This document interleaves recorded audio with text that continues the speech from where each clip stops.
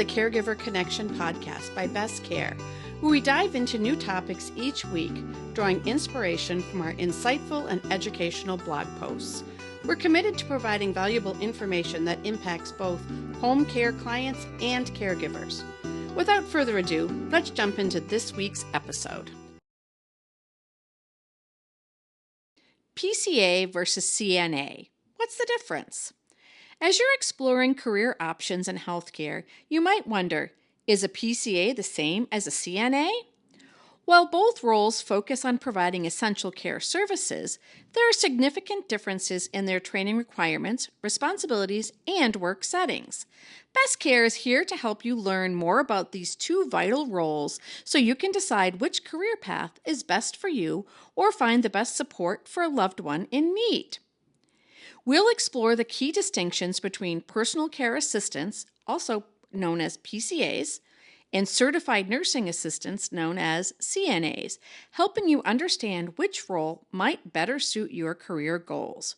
From educational requirements and daily responsibilities to work environments and salary expectations, we'll break down everything you need to know about these two important caregiving options. Understanding PCA and CNA roles. The difference between PCA and CNA positions can be summarized by understanding their most basic functions. PCAs primarily provide non-medical support with daily living activities. CNAs can perform both basic care and certain medical tasks as part of a larger healthcare team. Another key aspect of the CNA versus PCA comparison is where they typically work. PCAs primarily work in private homes, while others work in group homes and adult daycare centers. CNAs can work in hospitals, nursing homes, outpatient clinics, private homes, VA clinics, and other healthcare facilities. Training and certification requirements. The PCA and CNA differences are also notable when we examine the educational requirements. Here's what that looks like in Minnesota. The PCA certification requirements in Minnesota are: you must be at least 18 years old. There are some exceptions for 16 and 17-year-olds with supervision. You must pass a criminal background check, complete the required training, pass the certification test, and be capable of providing the necessary care. CNA certification requirements for Minnesota. You must complete state-approved training and competency evaluation program. That includes 75 hours of training, 16 hours are supervised practical training, and you must pass a written test and a skills test. Scope of practice. What is the difference between PCA and CNA? Are PCA and CNA the same when it comes to daily tasks? Not exactly. While there's some overlap in basic care duties, their scope of practice differs significantly. PCA responsibilities include personal care, bathing, dressing, grooming, meal preparation and feeding assistance, medication reminders, mobility support, transportation to medical appointments, physical exercise support, mental stimulation activities, and maybe light housekeeping. CNA responsibilities, in addition to basic care, include taking vital signs, repositioning patients, administering certain medications, recording patient information, communicating with the healthcare team, supporting medical procedures, and monitoring patient conditions. CNA versus PCA wages. The difference between CNA and PCA roles is reflected in their compensation.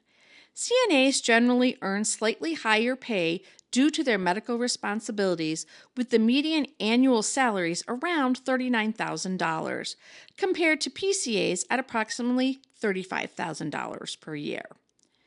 Choosing between PCA and CNA careers. Choosing between PCA and CNA roles involves careful consideration of your personal goals and circumstances. Consider both your immediate needs and long-term career aspirations when making this important decision. If you enjoy providing direct, personalized care and building long-term relationships with clients in their homes, the PCA path might be ideal. This role offers quicker entry into the healthcare field and focuses on supporting daily living activities. However, if you're interested in medical care and envision yourself working as part of a larger healthcare team, pursuing CNA certification could be more fulfilling. CNAs have more opportunities for career advancement and can work in a variety of healthcare settings. Getting started in caregiving. Whether you're interested in becoming a PCA or CNA, the most important quality is a genuine desire to help others.